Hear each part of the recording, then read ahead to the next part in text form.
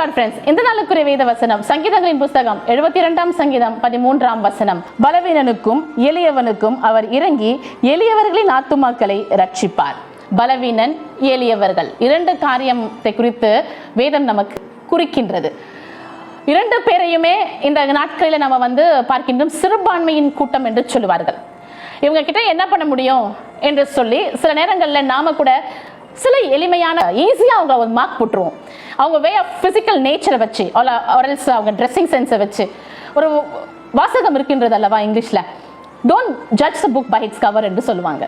சில பார்க்கும்பொழுது ஏதோ ஒரு மாதிரி இருக்காங்கன்னு யோசிச்சு ரொம்ப ஈஸியாக மார்க் போட்டுருவாங்க. ஆனால் அவங்ககிட்ட பேசத்தான் அவ்வளவு ஞானம் மிக்கவர்களாக இருப்பாங்க. அவங்கள போல ஒரு பலவான், அவங்கள போல ஒரு புத்திசாலி யாருமே இருக்க முடியாது. எளிமையுள்ள தோற்றத்தை உடையவர்களாக இருப்பாங்க.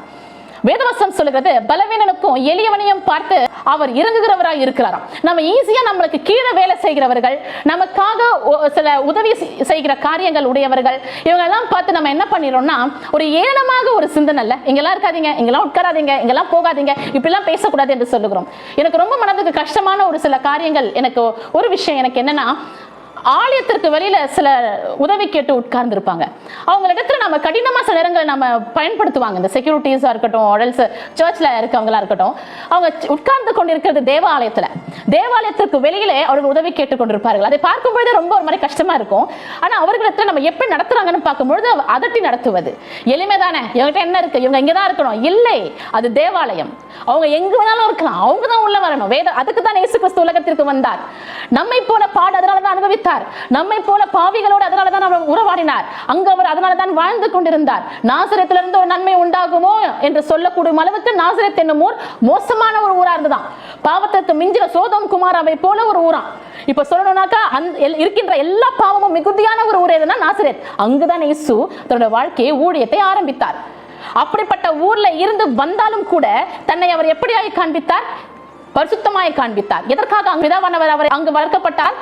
காரணம் எளிமைக்காக, என்னுடைய குமாரன் என்றும் பாராமல் இயேசு கிறிஸ்து நமக்காக பாட அனுபவித்து எளிமையானவர்களுக்காக தான் உலகத்திற்கே வந்தார். மீட்கும் பொருட்டாக தள்ளப்பட்டவர்களுக்காக தான் வந்தார். அந்த எளிமையானவர்களை பார்த்து எப்படி நடத்துகிறோம்? எப்படி அவங்க கிட்ட நம்ம கனிவோடு பேசுகிறோம்?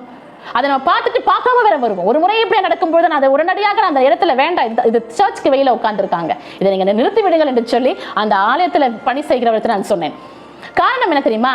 அவங்க சொல்லுகிற ஒரு காரியம், அவங்களோட தொழில் அதுதான், அதோட சம்பாத்தியத்தை தான் அவங்க இருக்கின்றார்கள். அவங்களை ஒடுக்கி அதன் மூலமாக நம்ம ஒரு சில காரியங்களை நாம ஜெயிச்சிட்டோம்னு யோசிக்கும் பொழுது நம்மை போல் ஒரு புத்தியினர்கள் யாரும் இருக்க முடியாது. ஒருவேளை அப்படி யாரையாவது நீங்க கடந்து வந்துருவீங்கன்னா அங்க நின்று அவங்களுக்காக தயவு செய்து பேசுங்க. நீங்க ஒருவேளை அவங்களை பார்த்து அசட்டை பண்ணாதீங்க, உங்ககிட்ட உதவி கேட்டு வரவங்களை பார்த்து அசட்டை பண்ணாதீங்க. காரணம், எளியவர்களையும் பலவீனங்களையும் கர்த்தர் உயர்த்துகிறவராக இருக்கிறார். வேதவசனம் சொல்லுகிறது, அவர்களுக்காக தான் இயேசு கிறிஸ்து உலகத்திற்கு வந்தார். அவர்களுக்காகத்தான் கர்த்தராகிய இயேசு கிறிஸ்து உலகத்திற்கு வந்தார். பிதாகிய தேவன் சொந்த குமாரனை உலகத்திற்கு அனுப்பினார். அதை நாம் மறக்கவே கூடாது.